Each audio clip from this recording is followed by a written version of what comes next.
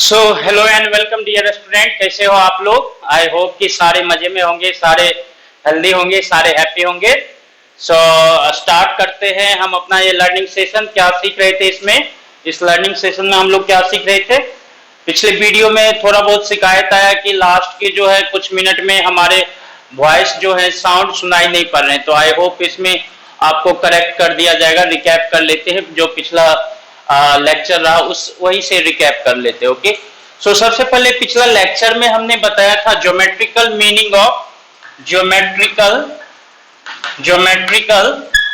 Meaning of dy by dx। Okay, geometrical meaning of dy by dx में क्या बताया था। dy by dx जो होता है वो क्या होता है, tan थीटा होता है। और थीटा क्या होता है, angle of tangent at any point on curve from x axis अगर y इक्वल टू fx है और इसका ग्राफ जो है ऐसा है, तो किसी पॉइंट पे अगर हम टेंजेंट डालते हैं, किसी पॉइंट पे टेंजेंट डालेंगे, तो अगर ये टेंजेंट थीटा एंगल बना रहा है तो इस पॉइंट पे dy by dx होगा वो क्या होगा, यहां पर जो dy by dx होगा वो क्या हो जाएगा, tan थीटा के इक्वल हो जाएगा। इसको हम क्या पढ़ते हैं, स्लोप। क्या पढ़ते हैं हम लोग इसको, स्लोप। ओके, इस पे न्यूमेरिकल अभी नहीं करेंगे, जैसे ही मोशन चैप्टर में स्टार्ट करेंगे हम इसका भरपूर यूज करेंगे। ओके, आगे सारे जो चैप्टर होंगे ना सब में इसका भरपूर यूज होगा। सो इसमें अभी न्यूमेरिकल प्रैक्टिस हमने ज्यादा नहीं किया, सिर्फ आपको ये समझा दिया। और टेंजेंट किस तरह से बनता है तो हमने बताया था, दो पॉइंट ले लो P और Q को अब शिफ्ट कर दो इधर, तो धीरे धीरे शिफ्ट करोगे तो डेल्टा x टेंड्स टू 0 हो जाएगा and delta x tends to 0 delta y by delta x dy by dx होता है, जो कि tan थीटा के इक्वल हो जाएगा। तो ये आप लोगों ने गेन कर लिया होगा। आई होप कि सबको ये पता चल गया होगा और इसको याद रखेंगे। इस पे हमने प्रैक्टिस नहीं किया। जैसे ही चैप्टर स्टार्ट होगा सो बहुत सारे क्वेश्चन होंगे, बहुत सारे ट्रिकी क्वेश्चन जो IIT में रेज किए जाते हैं इस कंसेप्ट पे होते हैं। ओके, सो इसको हम थ्रू आउट हर एक चैप्टर में ऐसे क्वेश्चन मिलेंगे इस कंसेप्ट पे बेस्ड। ओके, सो इसको हम याद रखेंगे। dy by dx equal to tan theta होता है, जिसको हम स्लोप बोलते हैं। और उसके आगे ये y अगर fx है, ये y एक्सिस होगा, ये x एक्सिस होगा, और ये कर्व जो है y इक्वल टू fx का ग्राफ। ओके, इन जनरल कुछ भी fx है हम जनरल ले लेते हैं, जनरलाइज कर लेते हैं। चलिए, तो ये आपने आई होप कि आपने समझ लिया होगा। उसके बाद हमने क्या बताया था आपको, इंटीग्रेशन का जनरल मीनिंग क्या होता है। इंटीग्रेशन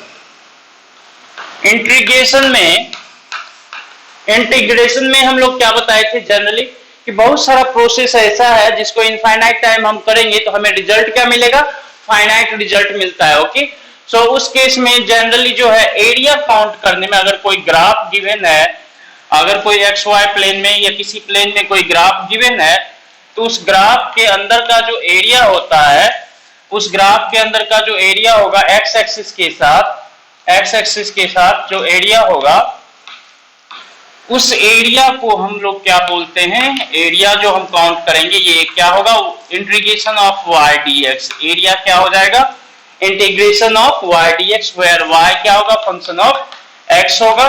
सो आप इसको कह सकते हो fx dx।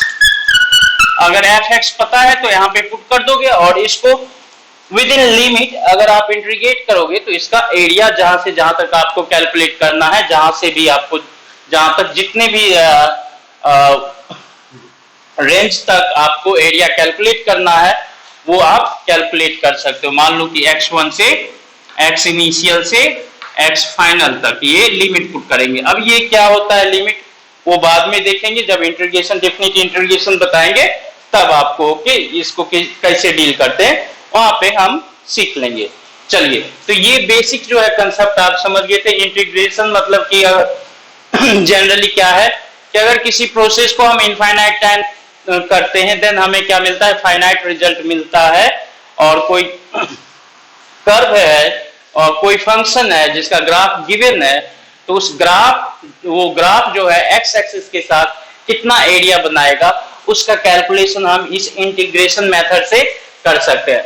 और इंटीग्रेशन में जैसे का डिफरेंशिएशन का रूल होता था, डिफरेंट फंक्शन का डिफरेंट रूल होता था डिफरेंशिएशन में, वैसे ही इंटीग्रेशन में भी डिफरेंट फंक्शन को डिफरेंट रूल से हम इंटीग्रेट करते। हमें इंटीग्रेशन बहुत पढ़ना होता है, मैथ में बहुत टाइप के इंटीग्रेशन होते हैं, उससे ज्यादा मतलब नहीं है। हमें जो फिजिक्स में अप्लाइड होगा उससे हम थोड़ा बहुत डिस्कस कर लेंगे। ओके, सबसे पहले हम इंटीग्रेशन में जो है पिछला, जैसे कि एक और सिंपल सा कंसेप्ट बता देते हैं कि अगर मान लो कि ये यहां से यहां तक ये x है, ये यहां से यहां तक लेंथ x है, तो इसके छोटे से पार्ट को क्या बोलेंगे, बिल्कुल छोटा सा पार्ट को हम क्या बोलेंगे, dx।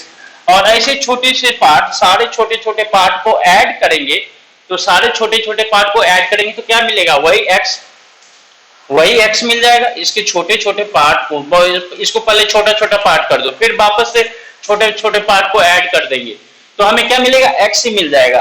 तो इसका मतलब dx का इंटीग्रेशन x होगा। अगर मान लो इसकी जगह x की जगह ये y है तो ये dy है, तो dy का इंटीग्रेशन y हो जाएगा। सिमिलरली d थीटा है तो इसका इंटीग्रेशन थीटा हो जाएगा। सिमिलरली dp है तो इसका इंटीग्रेशन p हो जाएगा। सिमिलरली dv है तो इसका इंटीग्रेशन v हो जाएगा। सिमिलरली dt है तो इसका इंटीग्रेशन t हो जाएगा।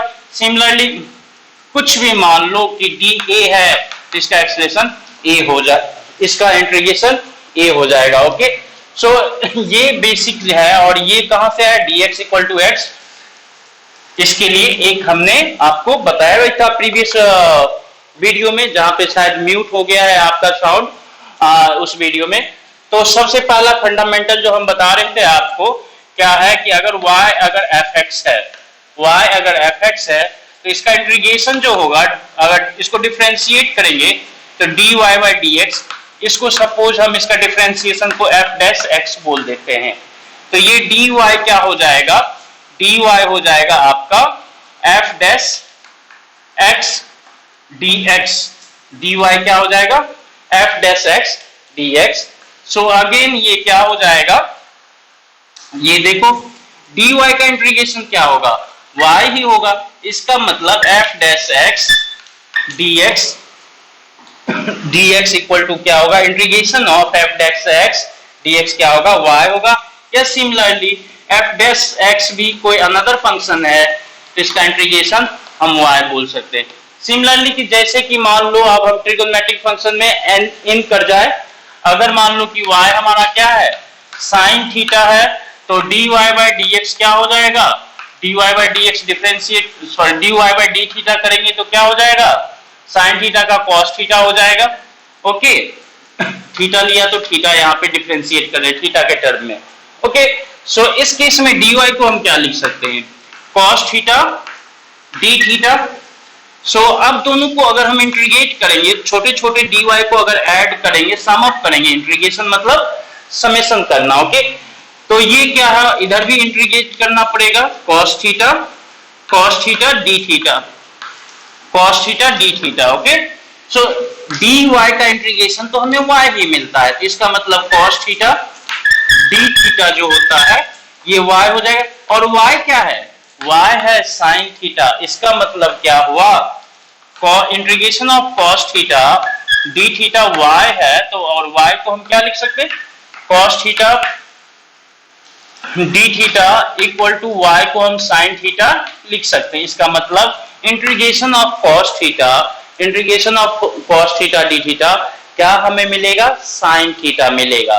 ओके, आप जानते हो sin थीटा का डिफरेंशिएशन cos थीटा होता है, और cos थीटा d थीटा का इंटीग्रेशन करेंगे तो हमें क्या मिलेगा, sin थीटा मिलेगा। इसको यहीं पे गौर से देखो, और इसी कंसेप्ट को हम हर एक केस में, ट्रिगोनोमेट्रिक फंक्शन के केस में यूज करेंगे, और सेम कंसेप्ट को हम हर बार इसको एक्सप्लेन नहीं करेंगे। ओके, डायरेक्टली हम यूज करेंगे, डायरेक्टली अप्लाई करेंगे इसी कंसेप्ट को। ओके, सो अगर यहाँ पे c भी होता, मान लो एनी कांस्टेंट भी होता, तो इसको हम y equal to sine theta plus c होता अगर, तो इस केस में अगर इसको डिफरेंशिएट करते थीटा के रिस्पेक्ट में तो साइन का कॉस थीटा हो जाता, और ये कांस्टेंट है तो ये तो जीरो ही होता। फिर अगर dy लिखते तो ये क्या होता, cos थीटा d थीटा ही लिखते। अब इसको इंटीग्रेट करते दोनों साइड सम अप करते तो हमें क्या मिलता, cos थीटा d थीटा का इंटीग्रेशन y और ये y मिलता, और y को हम क्या लिखते, y को लिखते यहाँ पे sin थीटा प्लस c। क्या लिखते, sin थीटा प्लस c।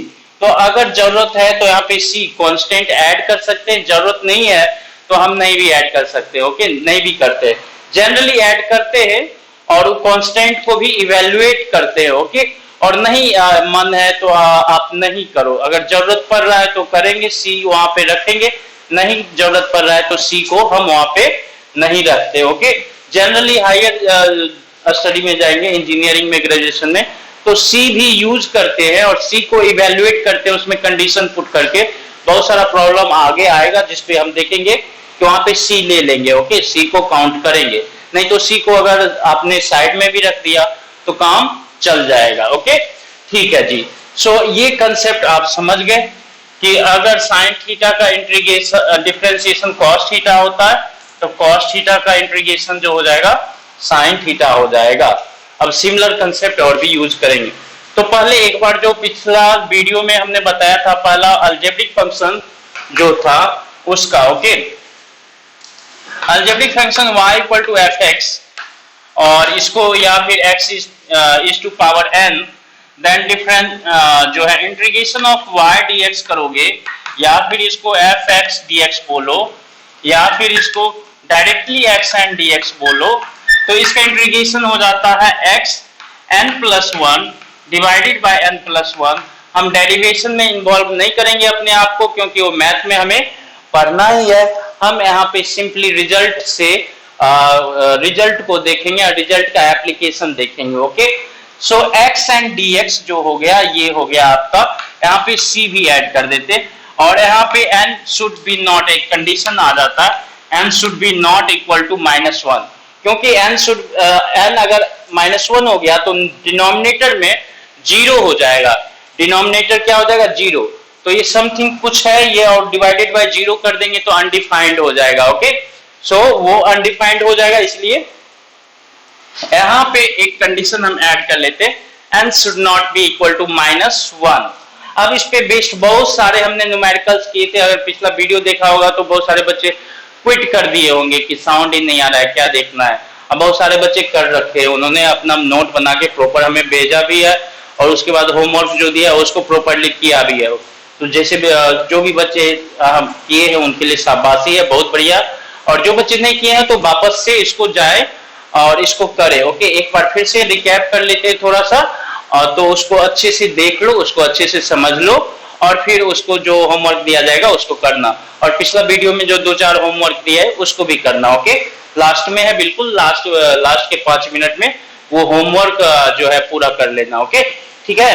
सो ये हम देखो y को fx बोले, या फिर डायरेक्टली y को x to the power n बोल दे, या फिर जब इंटीग्रेट करना हो तो y dx लिखे, या फिर इसको डायरेक्टली fx dx लिखे, या फिर इसको डायरेक्टली xn dx लिखे, तो इसका इंटीग्रेशन जो होगा, वैल्यू जो हो जाता है x is to power n+1 over n+1। Okay, differentiation में क्या होता था, ये पावर जो है कोएफिशिएंट में मल्टीप्लाई होता था और इसका पावर 1 से घट जाता था। यहाँ पे क्या है, पहले पावर 1 से बढ़ता है और वही 1 से बढ़ा हुआ पावर से आप क्या करते हो, इसको डिनोमिनेटर में डिवाइड करते हो। ओके, तो चलिए इसको और थोड़े से एग्जांपल ले लेते हैं इस पे। अगेन बहुत सारे बच्चे तो देख लिए, बहुत सारे बच्चे क्विट कर दिए होंगे।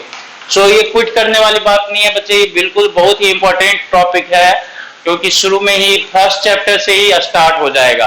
और इंटीग्रेशन डिफरेंशिएशन नहीं आता है तो आईआईटी जी का मतलब कि लगभग 70-80% जो क्वेश्चन है आप ऐसे ही क्विट कर जाओगे।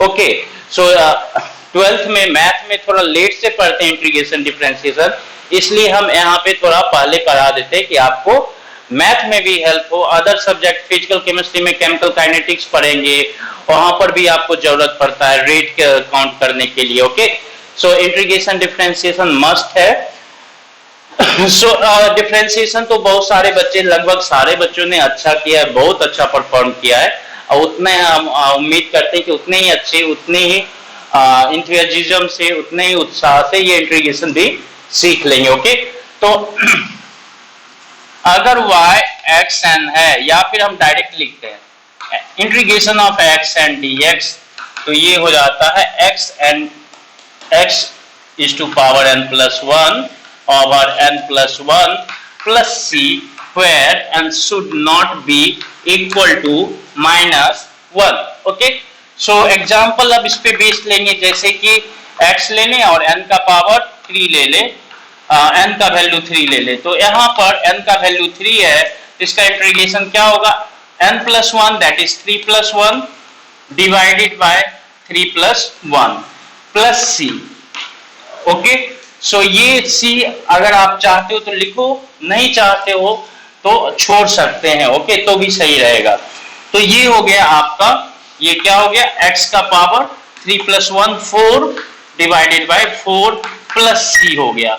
सिमिलरली अगर मान लो कि x इज टू पावर 5 है एंड dx है, इसका इंटीग्रेशन हम काउंट करेंगे तो x is to power 5 plus 1 हो जाएगा divided by 5 plus 1 plus c, that is ये हो जाएगा आपका x is to power 6 over 6 plus c। I hope आप अच्छे से इसको समझ गए।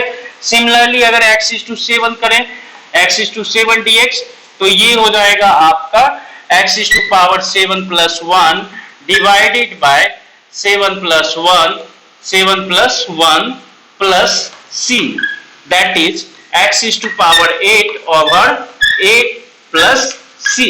सिमिलरली और भी कर सकते हैं हम, मान लो कि ये सिमिलरली x dx की बात करेंगे, तो ये सब हमें बहुत बार जरूरत पड़ेगा, और इसे हमें जैसे कि x dx, x square dx, ये सब बहुत बार जरूरत पड़ेगा। तो डायरेक्टली फटाफट आपको ये दिमाग में आना चाहिए कि यहाँ पावर 1 से बढ़ा दो, पावर उससे डिवाइड कर दो।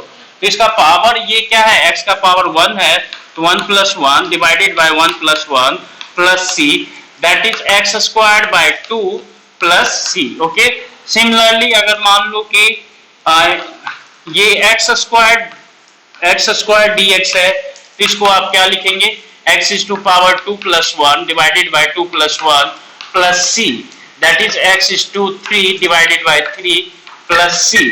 और सिमिलरली कुछ भी पावर ले लेते हैं, x इज टू पावर 128 ले लेते हैं, 128 dx, तो इस ये हो जाएगा x का power 128 plus 1 divided by 128 plus 1 plus c, that is x is to power 129 divided by 129 plus c।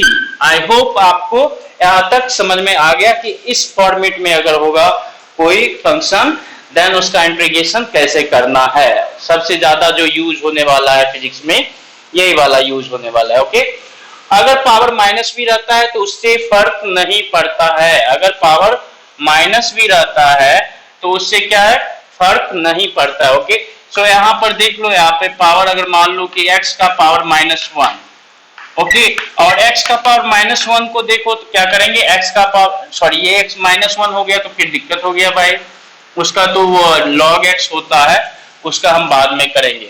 अगर मान लो कि x का पावर हाफ ले लेते हैं dx, ओके, सो ये हो गया x का power half plus 1 divided by half plus 1 plus c, that is x का power 3/2 divided by 3/2 plus c। इसको ही और सिंप्लीफाइड करके लिख सकते हैं 2/3 x का पावर 3/2 प्लस c। अब बच्चे x का पावर 3/2 को भी फटाफट आप ये समझने में देर ना करें कि ये √x³ प्लस c, इसको ही हम लिख सकते हैं। ओके, और इसको ही अगर हमें जरूरत पड़ा तो हम √x dx लिख सकते हैं। क्या, इसको √x dx लिख सकते हैं। तो √x dx का इंटीग्रेशन करेंगे तो 2/3 √x³ प्लस c हो जाएगा। ओके, आई होप कि आप इसको समझ गए, इसमें कोई दिक्कत नहीं होगा। ओके, चलिए, सो ये मान लेते हैं कि x का पावर -2 dx, ये बहुत ही कॉमन, बहुत बार यूज करेंगे हम लोग, कल भी बताया था वीडियो में।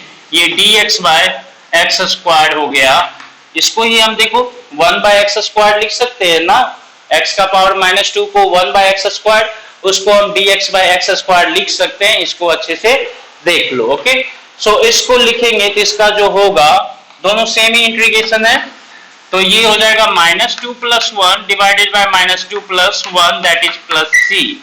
ओके, और ये हो जाएगा x का पावर -1 डिवाइडेड बाय -1 +c। इसका मतलब आप -x का पावर -1 +c कर सकते हो इसी को, और इसको मन है तो आप -1 बाय x +c कर सकते हो। ओके, सो ये हो गया आपका x -2 dx को आप क्या कर सकते हो, x is to -1 + c कर सकते हो, माइनस यहाँ पे होगा।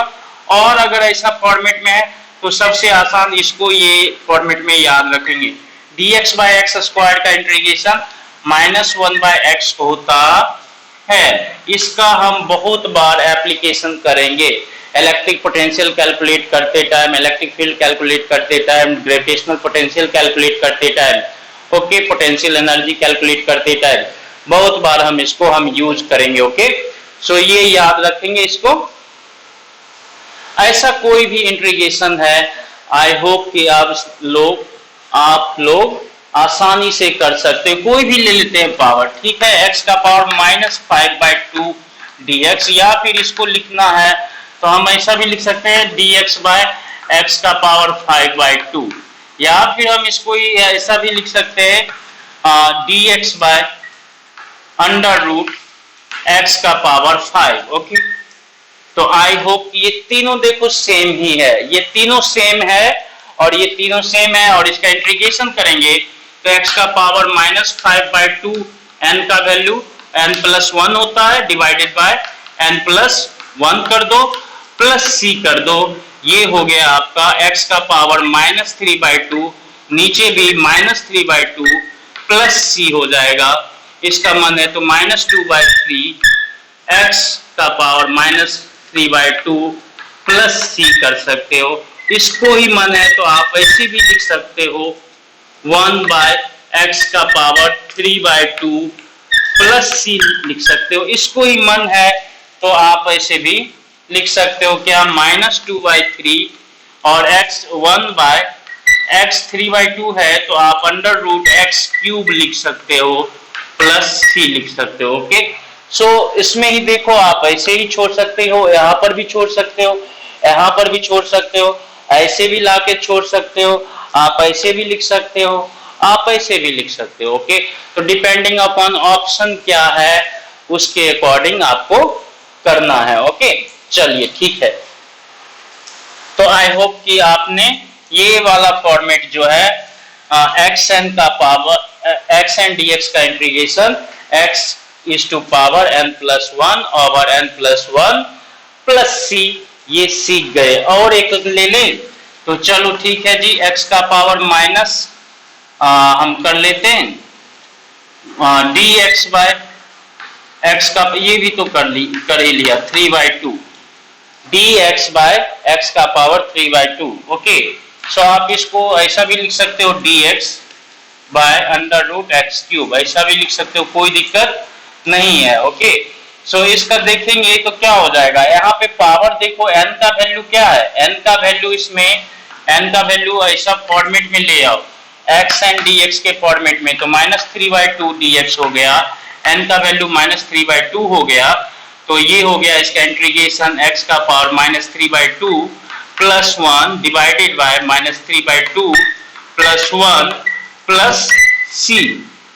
c जरूरी नहीं है आप रखो, आप ऐसे भी रख सकते हो यहाँ तक ही। तो ये देखो x is to पावर -3/2 +1 होगा -½ डिवाइडेड बाय -½ दैट इज आप लिख सकते हो इसको क्या, -2 डिवाइडेड बाय 1/x का पावर -2 × 1/x का पावर ½ ऐसा भी लिख सकते हैं, और इसको हम -2/√x ऐसा भी लिख सकते हैं। Okay, so it mean dx by x का पावर 3/2 है, तो इसका जो हो जाएगा integration -2/√x plus c. I hope कि आप इसको समझ लिए। ओके, सो आई होप आपने इसे समझ लिया। अब जो प्रीवियस वीडियो में हमने 5-10 आपको न्यूमेरिकल्स दिए हैं, उसको जाके प्रैक्टिस कर लेंगे, उसको जाके प्रैक्टिस कर लेंगे। ठीक है बच्चों, सो कोई दिक्कत नहीं होना चाहिए उसमें। चलिए, आई होप कि आपने इसको समझ लिया। अगर थोड़ी सी दिक्कत भी है तो दोबारा वीडियो को रिव्यू कर लो, आराम से नोट करते हुए, नोट बनाते हुए इसको देखो, बिल्कुल समझ में आ जाएगा। और ये समझ में आ गया तो फिर बहुत आसान हो जाएगा, फिर तुम घोड़े के रेस में आ जाओगे, नहीं तो फिर रेंगना पड़ेगा वहां पे चैप्टर स्टार्ट करेंगे फिजिक्स का। तो ओके, तो ये याद रखेंगे। चलिए, अब इसमें ही सिंपली अगर मान लो कि ये ऐसा है 3x² plus 2x plus 7 dx, ऐसा आ गया तो घबराने की जरूरत इसमें कोई भी जरूरत नहीं है घबराने का। ओके, इसको सिंपलीफाई कर लो आराम से। अगर क्या है fx प्लस gx dx का इंटीग्रेशन है, तो आप इसको कह सकते हो fx का इंटीग्रेशन, fx dx का इंटीग्रेशन प्लस gx dx का इंटीग्रेशन, इसको हम लिख सकते हैं। इसमें कोई अंतर नहीं, इसमें कोई संशय नहीं होना चाहिए, कोई हेसिटेशन नहीं होना चाहिए, कोई डाउट नहीं होना चाहिए, रूल है। ओके, सो ऐसा है तो आप इसको ही क्या लिख सकते हैं, 3x² dx plus 2x dx plus 7 dx। Okay, इसको ही जो कांस्टेंट है उसको मल्टीप्लाई कर देंगे, ऐसा बाहर रख सकते हैं। इसको हम 3 को बाहर रख सकते हैं, लेकिन x² को नहीं रख सकते हैं। जो वेरिएबल है उसको बाहर नहीं लाएंगे। जो कांस्टेंट रहेगा, पाई रहेगा कांस्टेंट तो उसको ले लेंगे, थीटा कांस्टेंट है तो उसको ले लेंगे, एप्सिलॉन नॉट कांस्टेंट है तो उसको ले लेंगे, k कांस्टेंट है तो उसको ले लेंगे बाहर। ओके, लेकिन जो वेरिएबल है उसको हम बाहर नहीं लेंगे। तो ये बचेगा क्या, x² dx।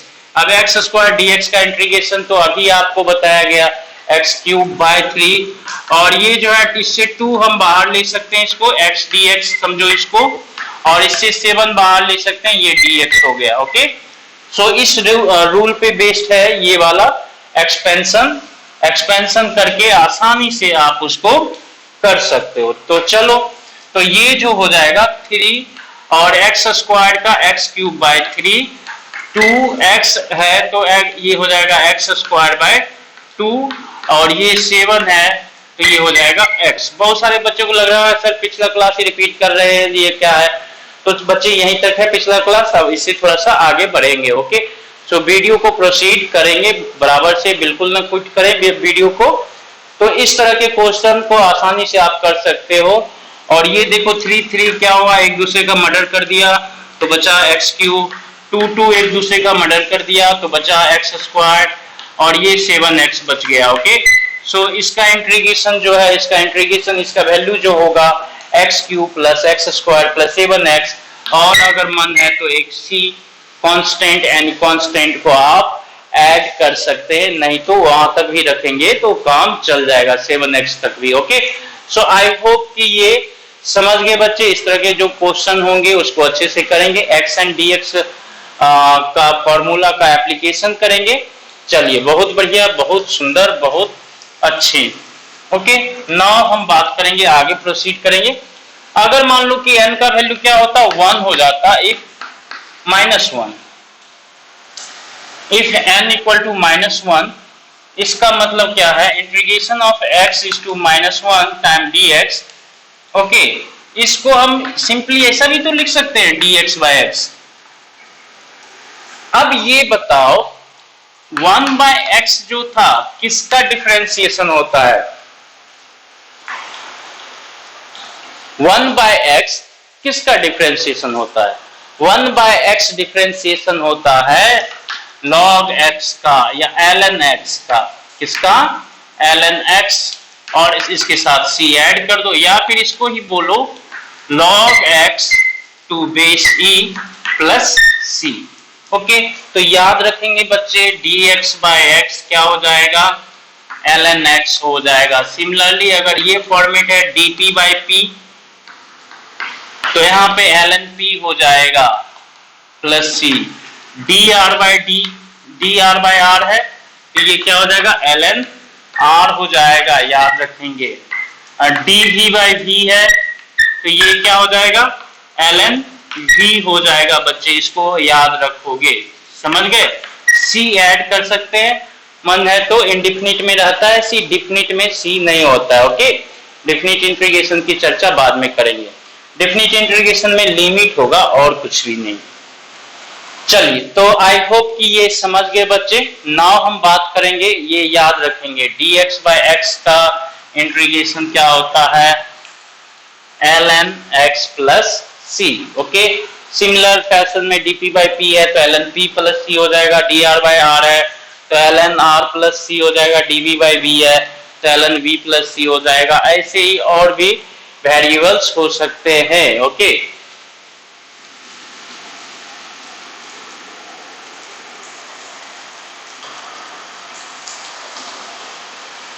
चलो जी बच्चों, अब आते हैं ट्रिगोनोमेट्रिक फंक्शन पे।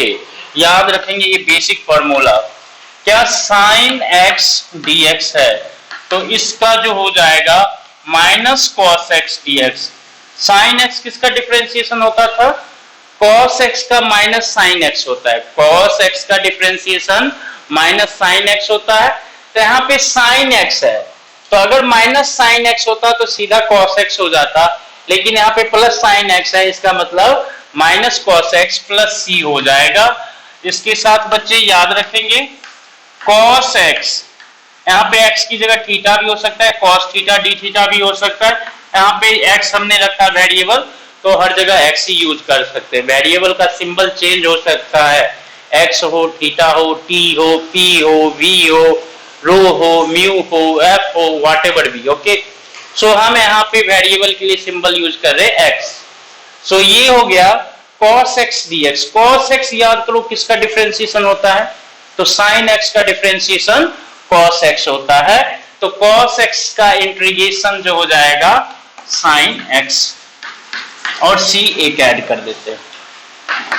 नाउ अगर sec स्क्वायर x dx है, तो अब याद करो sec स्क्वायर x किसका डिफरेंशिएशन होता है, तो tan x का डिफरेंशिएशन sec स्क्वायर x होता है, तो ये हो गया tan x प्लस c। और हम बताएं, चलो cosec स्क्वायर x dx की बात कर लेते हैं। तो बच्चों याद करो cosec स्क्वायर x किसके डिफरेंशिएशन में आता है, cot x के डिफरेंशिएशन में आता है माइनस cosec स्क्वायर x, और यहाँ पे प्लस cosec स्क्वायर x, तो integration plus cosec square x का इंटीग्रेशन जो हो जाएगा माइनस cot x, और एक c ऐड कर देते हैं। चलिए और भी हम करते हैं, integration of sec x time tan x dx। Okay, sec x time tan x dx। बच्चों याद करो कि sec x tan x किसका डिफरेंशिएशन होता है, sec x का होता है, तो ये हो जाएगा sec x प्लस c। उसके अलावा मान लेते हैं ये cosec x, और ये जो है आपका cot x dx। अब बच्चों याद करो cosec x cot x किसके डिफरेंशिएशन में आता है, किसके डिफरेंशिएशन में, तो cosec x का डिफरेंशिएशन जो होता है minus cosec x into cot x होता है, बट यहाँ पे plus cosec x cot x है, इसका मतलब minus cosec x plus c हो जाएगा इसका इंटीग्रेशन। क्यों होता है ऐसा, प्रूफ हमें मैथ में मिल जाएगा, उसके लिए चिंता करने की जरूरत नहीं है। फिजिक्स में ऐसा होता है, इसको हमें याद रखने की जरूरत है। ओके, और भी है। अब इनवर्स वाला आ जाते हैं। अब जो देखो dx by under root 1 minus x square की बात कर लें, dx by under root 1 minus x square. इसको आप ऐसे भी बच्चों समझ सकते हो 1 by under root 1 minus x square into dx, ऐसा भी समझ सकते हैं। कोई दिक्कत, कोई कष्ट, कोई हेजिटेशन, कोई संकोच नहीं। ओके, सो ये क्या है, किसका डिफरेंशिएशन होता है, तो याद आ गया होगा साइन इनवर्स एक्स का जो है differentiation 1 by under root 1 minus x square होता है। तो इसका इंटीग्रेशन जो हो जाएगा वो क्या हो जाएगा, साइन इनवर्स एक्स प्लस सी। ओके बच्चों, चलिए ये सब फॉर्मूला है, वेरी इंपॉर्टेंट फॉर्मूला, इसको हमें याद ही रखना है क्योंकि डेरिवेशन में, फिजिक्स के डेरिवेशन में ये सब हमें यूज करना पड़ता है। ओके, चलिए और भी बच्चे हम बात कर लेते हैं।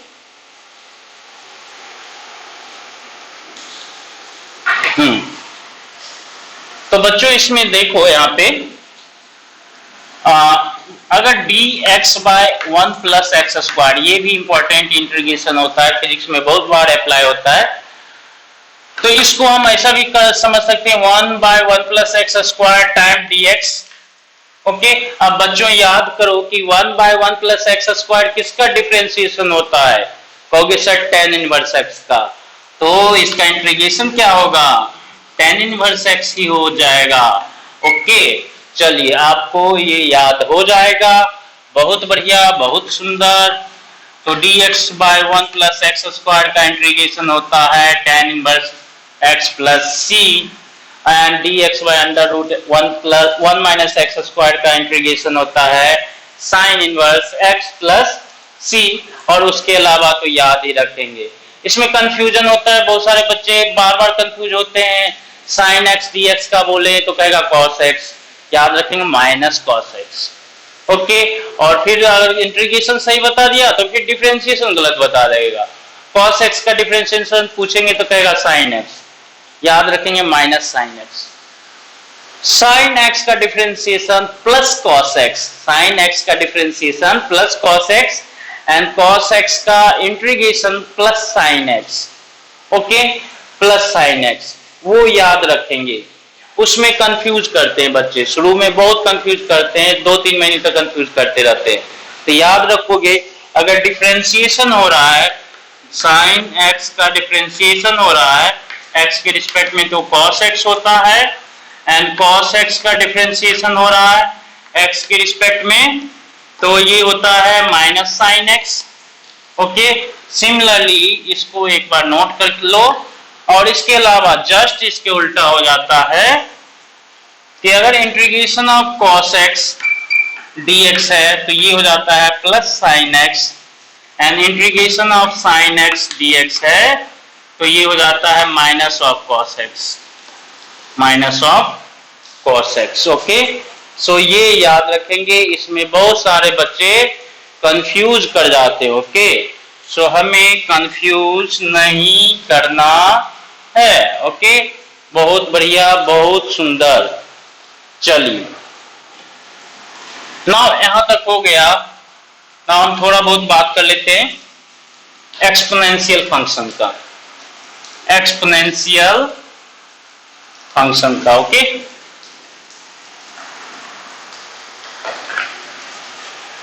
सो e to the x dx का इंटीग्रेशन जो होगा e टू द x ही होगा, डिफरेंशिएशन भी e टू द x ही हो जाता था, इंटीग्रेशन भी e टू द x ही रहेगा। एक्सपोनेंशियल ऑफ x बोला जाता है इसको, एक्सपोनेंशियल ऑफ x का इंटीग्रेशन जो होगा एक्सपोनेंशियल ऑफ x ही होगा, इसको हम याद रखेंगे।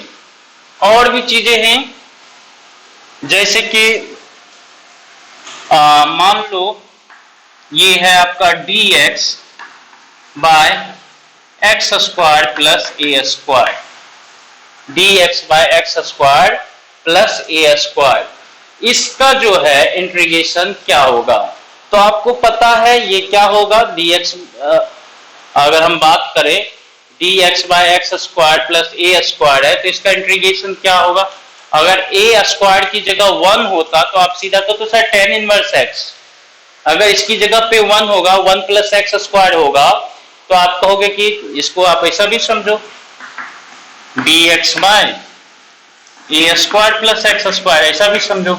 ए स्क्वायर की जगह 1 होता तो आप फटाफट बोल देते सर tan इनवर्स एक्स। तो यहाँ पे ये इसका जो होता है tan inverse x bye a हो जाता है। क्या हो जाता है? x बाय ए, और इसके साथ 1 बाय ए शायद आता है, 1 बाय ए आता है। कैसे? इसको समझ लो कि अगर मान लो कि ए स्क्वायर हम कॉमन ले लें, ए स्क्वायर कॉमन ले लें, ओके, ए स्क्वायर अगर हम कॉमन ले लें तो ये देखो यहाँ पे 1 plus x square by a square हो जाएगा और dx हो जाएगा, okay. So 1 by a square हम बाहर ले सकते हैं इसको, तो dx by 1 plus x square by a square हो जाएगा। अब अगर मान लो हम सब्स्टिट्यूशन मेथड का एप्लीकेशन करेंगे, सबसे सिंपल होता है सब्स्टिट्यूशन मेथड, ओके। तो यहाँ पे सब्स्टिट्यूशन मेथड की बात करें तो अगर मान लो कि t इक्वल टू हम x बाय ए मान लेते हैं, तो dt बाय इक्वल टू क्या हो जाएगा? dt बाय dx की बात करेंगे तो ये हो जाएगा 1 बाय ए, और dt की बात करेंगे तो ये हो जाएगा आपका dx बाय ए हो जाएगा। या फिर यहाँ पे बात करेंगे तो dx equal to a dt हो जाएगा। चलो अब ये जो इंटीग्रेशन है हमारा गिवन इंटीग्रेशन, सो इसको देखो i, इसको हम बोल देते हैं, तो i इक्वल टू क्या है? 1 बाय ए स्क्वायर है, और ये क्या है आपका dx है, तो dx equal to a dt हो गया, और ये क्या हो जाएगा 1, और x बाय ए को आपने क्या बोला? वो x बाय ए को बोला है t, तो ये देखो ये t हो गया, a कॉमन ले लेते हैं तो ये बचा 1 बाय ए, और ये हो गया dt by 1 plus t square हो गया। अब देखो जैसे dx by 1 plus x square क्या होता है? tan इनवर्स x होता है, वैसे ही ये क्या हो जाएगा? dt by 1 plus t square tan inverse t, क्या हो जाएगा? tan inverse t। अब tan इनवर्स t हमने t से सब्स्टिट्यूट किया है ना, इसको t से सब्स्टिट्यूट किया है इसको, ओके। तो फाइल जो इनिशियल जो है हमारा ओरिजिनल जो इंटीग्रेशन है x के टर्म में है, तो फाइनल भी क्या होना चाहिए? x के टर्म में ही होना चाहिए। आंसर जो होना चाहिए हमारा क्या? x के टर्म में ही होना चाहिए। तो ये हो गया 1 by A tan inverse t का वैल्यू x बाय ए, जो कि रिजल्ट हमने पहले ही आपको बता दिया था, और ये हमने प्रूव कर दिया, ये मैथ पढ़ा दिया आपको। वे इतने के लिए हमने आपको क्या किया? मैथ को पढ़ा दिया, ओके। सो ये बात ध्यान रखेंगे बच्चे, ये मैथ हमने पढ़ लिया बेसिकली।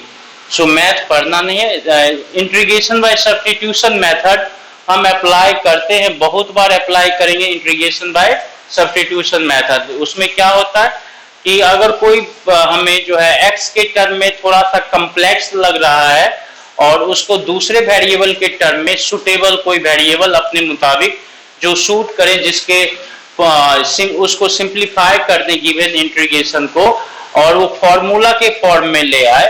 देखो यहाँ पे dt by 1 plus t square, ये dx by 1 plus x square के फॉर्मूला के फॉर्म में ले आया, तो वैसे फॉर्मूले के फॉर्म में ले आए तो उसके लिए हम दूसरे वेरिएबल से रिप्लेस करते हैं, सब्स्टिट्यूट करते हैं, ओके। तो उसको ही बोलते हैं मेथड बाय सब्स्टिट्यूशन मेथड, और इसका बहुत बड़ा चैप्टर है आपके मैथ में, कैलकुलस में बहुत अप्लाई करोगे, बहुत सीखोगे। यहाँ पर इसको एज ए फॉर्मूला याद रखोगे कि dx bye a square plus x square होता है 1 by A tan inverse x bye ए। ये फॉर्मूला कभी कभी रेयरली हमें यूज करना पड़ता है, रेयरली, ज्यादा नहीं, बहुत कम बार यूज करना पड़ेगा, ओके। और कैसे आता है तो हमने सब्स्टिट्यूशन मेथड करके आपको एक्सप्लेन भी कर दिया। देख लो, हमने ए स्क्वायर कॉमन ले लिया, इससे ए स्क्वायर कॉमन ले लिया तो इसमें तो 1 हो जाएगा, और इसकी बात करेंगे तो यहाँ पे तो ए स्क्वायर है नहीं, तो x square by a square हो जाएगा। अब x बाय a को हमने t मान लिया, तो ये हो गया 1 प्लस टी स्क्वायर, और dx को भी तो dt से सब्स्टिट्यूट करना है, तो dt अगर x बाय a है, अगर t को डिफरेंशिएट करेंगे x के रिस्पेक्ट में, तो हमें क्या मिलेगा, 1 बाय a तो कांस्टेंट है, और x का x के रिस्पेक्ट में डिफरेंशिएशन, x का x के रिस्पेक्ट में क्या होता है 1, तो 1 बाय a इंटू 1 हो गया, it mean dt by dx equal to 1 by a हो गया, इसका मतलब dt equal to dx by a हो गया, और इसका मतलब dx equal to a dt हो गया, और dx equal to a dt है तो इसमें ही पुट करो, dx इक्वल टू क्या हो गया a dt, 1 by a square है तो 1 बाय a स्क्वायर है, 1 plus x square bye a square, तो 1 प्लस एक्स बाय a को हम t बोलते हैं तो t स्क्वायर हो गया, a को हमने बाहर ले लिया, तो a को बाहर ले लेंगे तो a by a square that is 1 by a, तो फाइनल फॉर्मेट बचा ये हमारा integration of dt by 1 plus t square, ये तो वही वाला फॉर्म हो गया dx by 1 plus x square, जिसका हमने बताया कि tan इनवर्स x होता है, सो ये हो गया 1 by a tan inverse x by a, इसका मतलब dx by a square plus x square का है, तो ये हो जाएगा 1 by a tan inverse x by a, इसका मतलब ये हो जाएगा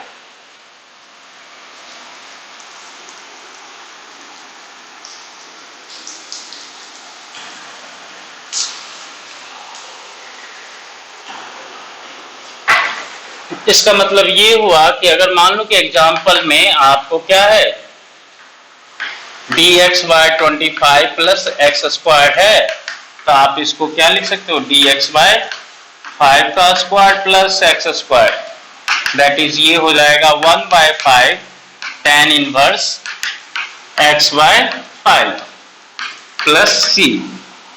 अगर मान लो dx by 9 plus x square है, तो आप इसको लिख सकते हो dx बाय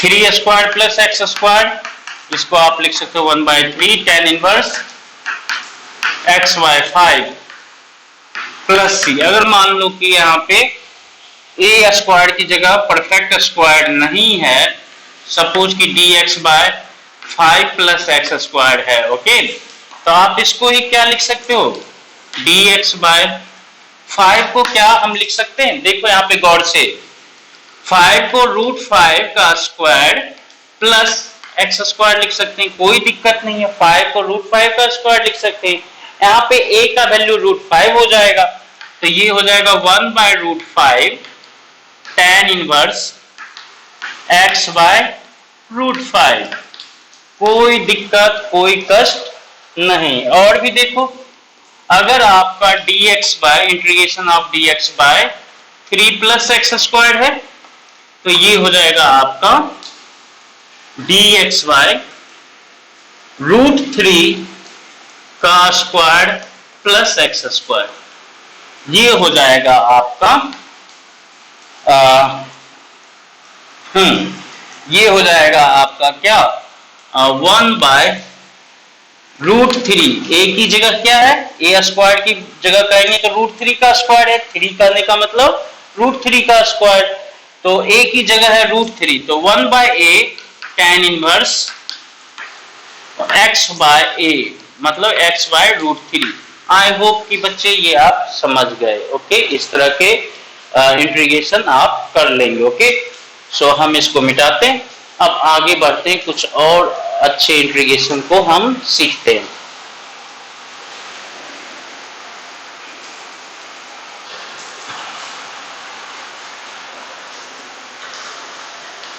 चलो, डिफरेंशिएशन में भी बताया था चेन रूल, ओके, यहाँ पे सब्स्टिट्यूशन मेथड देखेंगे। जनरली सब्स्टिट्यूशन मेथड में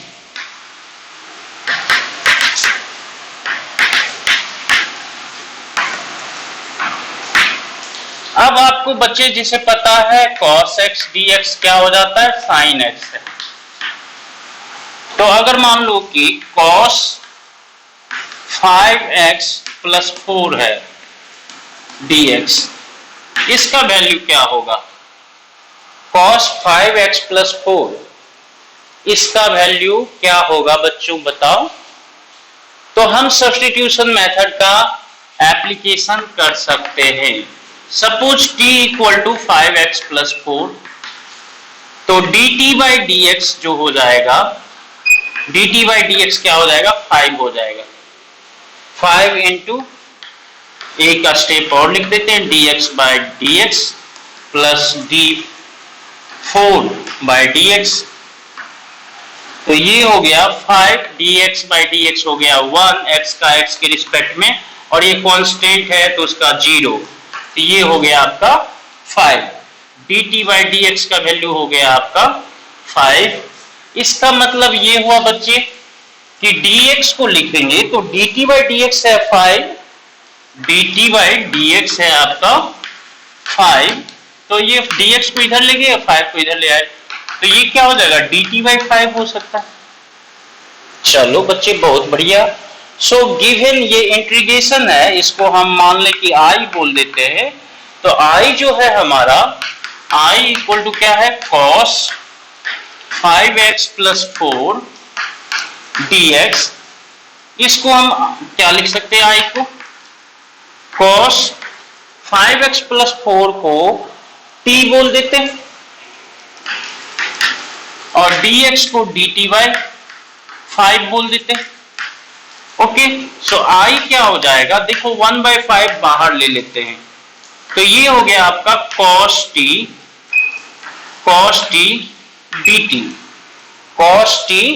dt हो गया बच्चे।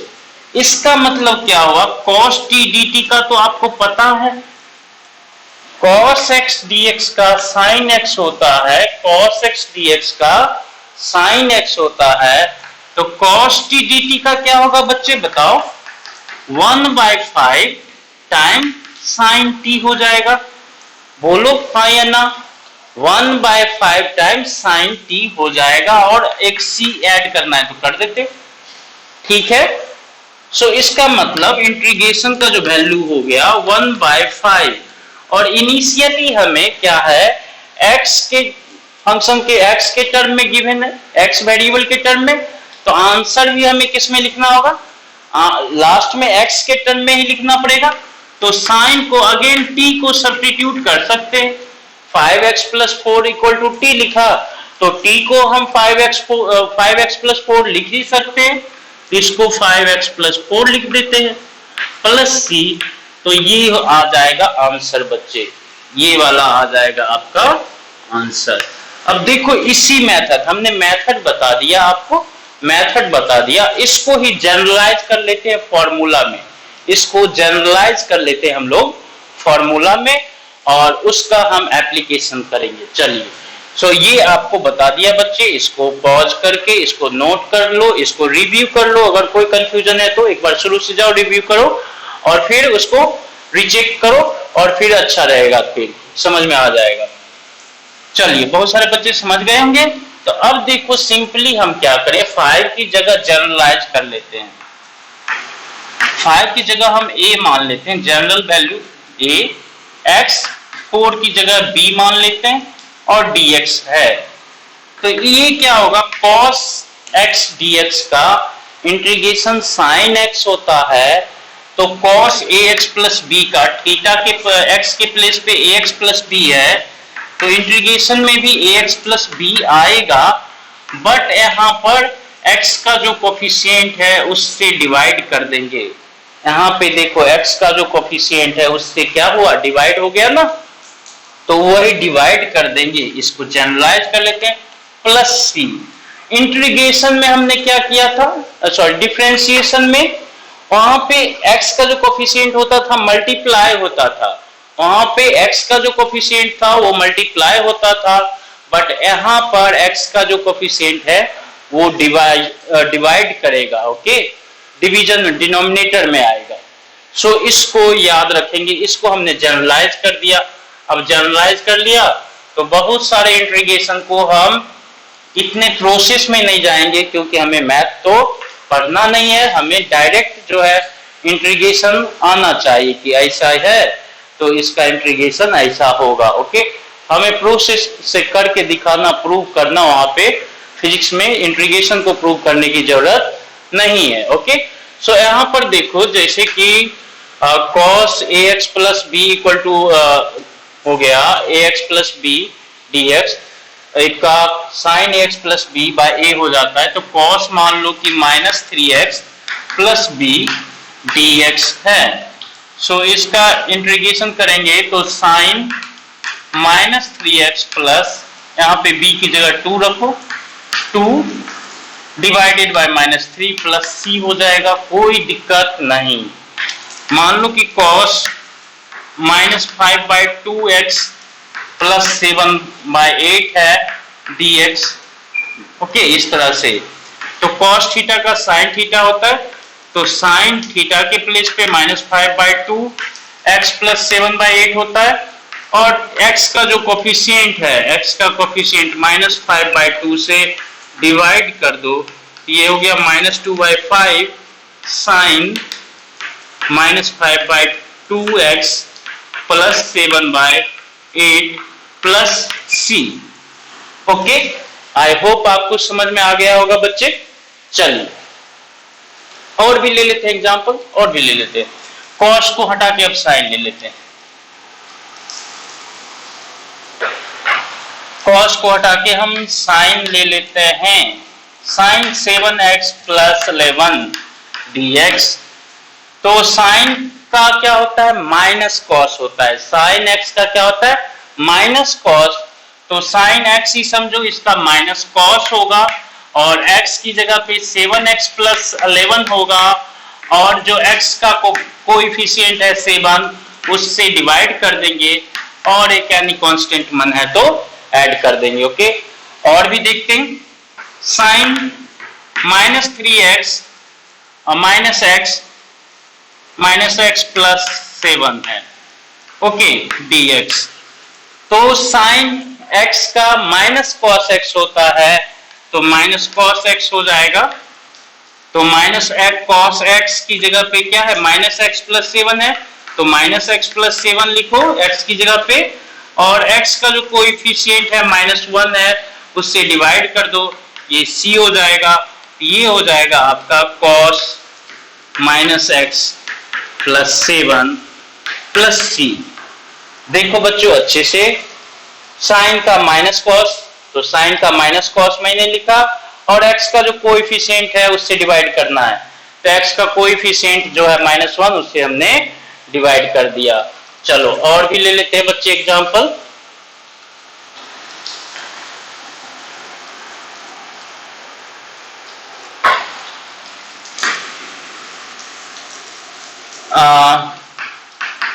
Sign 3/2x plus 5 dx। तो साइन का माइनस कॉस x होता है, तो माइनस कॉस 3/2x प्लस 5, और x का कोफिशिएंट 3/2 से डिवाइड कर दो, प्लस c। तो ये हो गया -2/3 cos 3/2x plus 5 plus c। Okay, और भी ले लेते हैं बच्चे एग्जांपल, देखो इसको अच्छे से। चलो अब साइन ले लिया, कॉस भी हो गया, सेक स्क्वायर ले लेते हैं। सेक स्क्वायर -7x प्लस 2 है dx। तो आपको पता है बच्चे, सेक स्क्वायर x का क्या होता है, 10x होता है।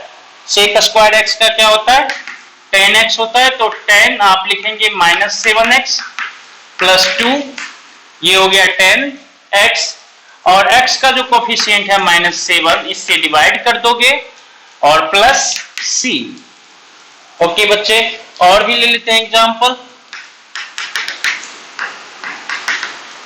और मान लो कि सेक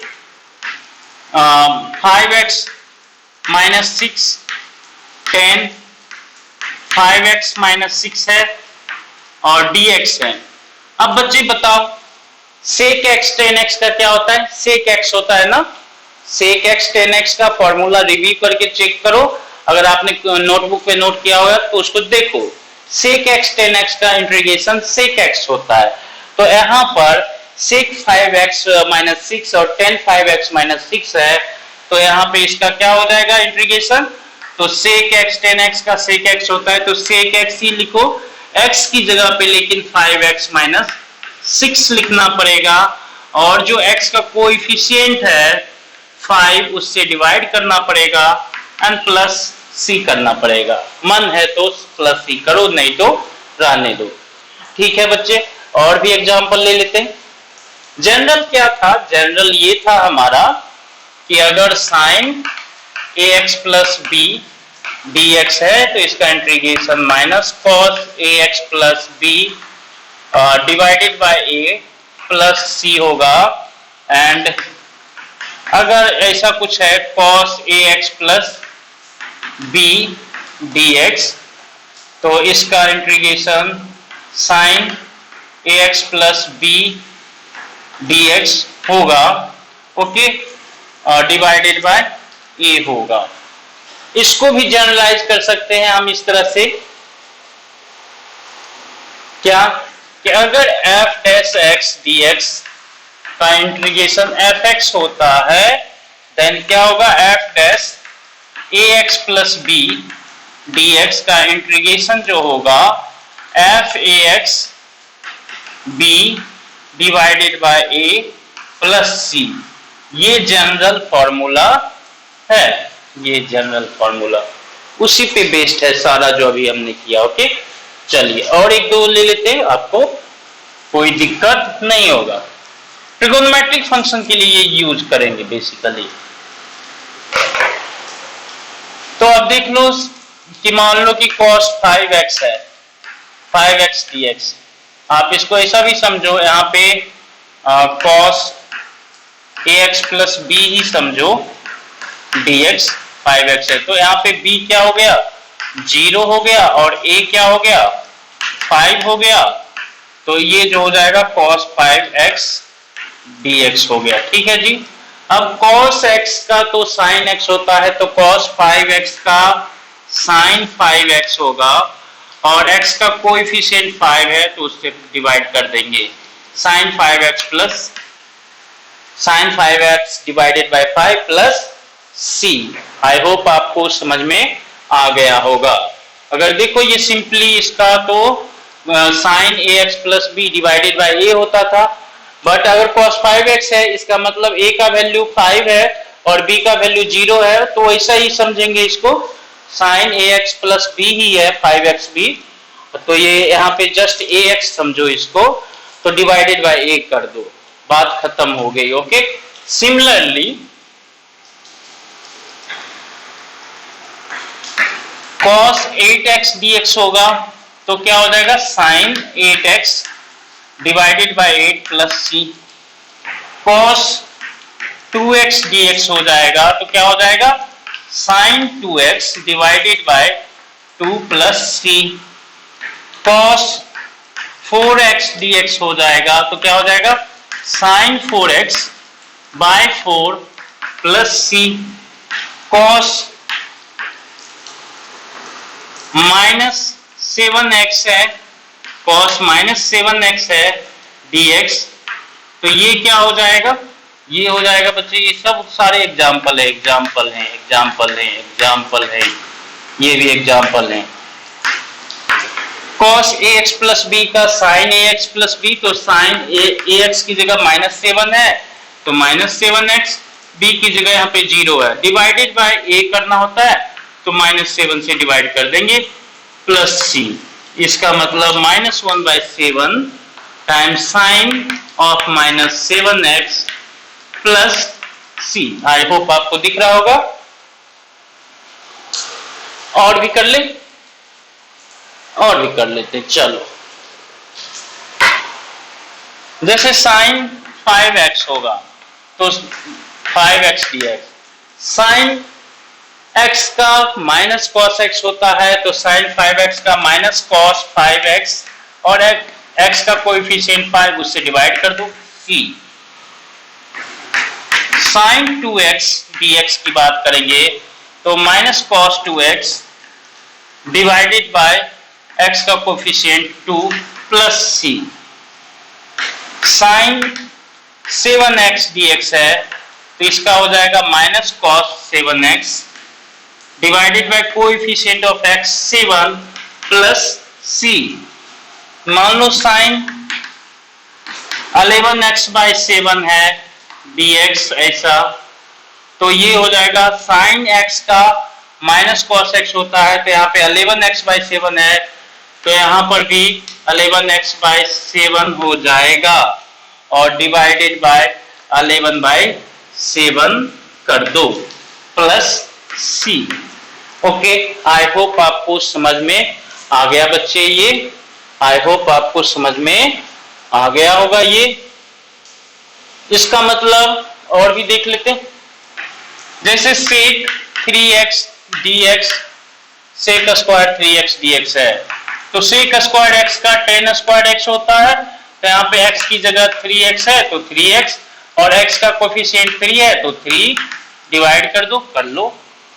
और भी कर लेते हैं बच्चे, sec स्क्वायर 7x dx है, तो sec स्क्वायर x का 10x होता है, यहाँ पे x की जगह 7x है तो यहाँ पे भी 7x होगा, और x का कोफिशिएंट 7 से आप क्या करोगे, डिवाइड कर दोगे प्लस c। अगर मान लो कि sec स्क्वायर -12/5 -11/5x है dx, तो x की जगह -11/5x है, तो sec स्क्वायर x का 10x होता है, तो 10x की जगह -11/5x ही होगा, और आप इसको डिवाइड करोगे तो -11/5 से डिवाइड कर दोगे।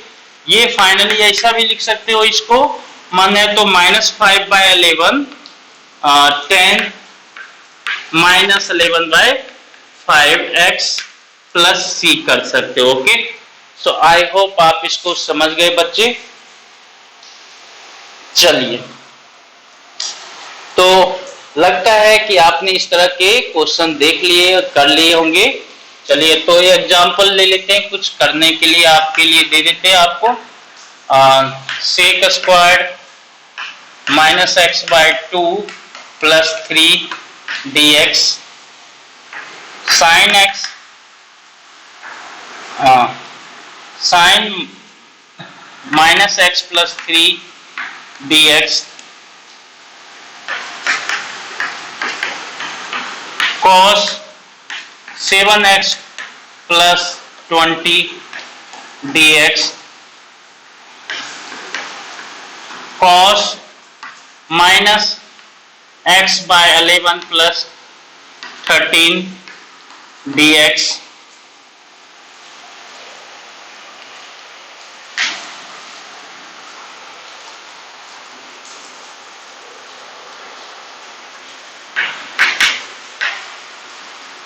sin 23x dx, sec square -5x/2 dx, sec x 7x plus 3 10x, sec 7x plus 3 into 10 7x plus 3 dx का इंटीग्रेशन, और क्या ले लें, cos -15x प्लस 2 का इंटीग्रेशन, और क्या दे दें, cos sec -3x plus 8 cot -3x plus 8 dx का integration. Okay, so I hope बच्चे इसको आप प्रैक्टिस भी करेंगे। आपको इस वीडियो में इससे पहले ये कैसे करना है ये समझ में आ गया होगा, और आप लोग बहुत होशियार हो, आई होप बिल्कुल समझ जाओगे इसको।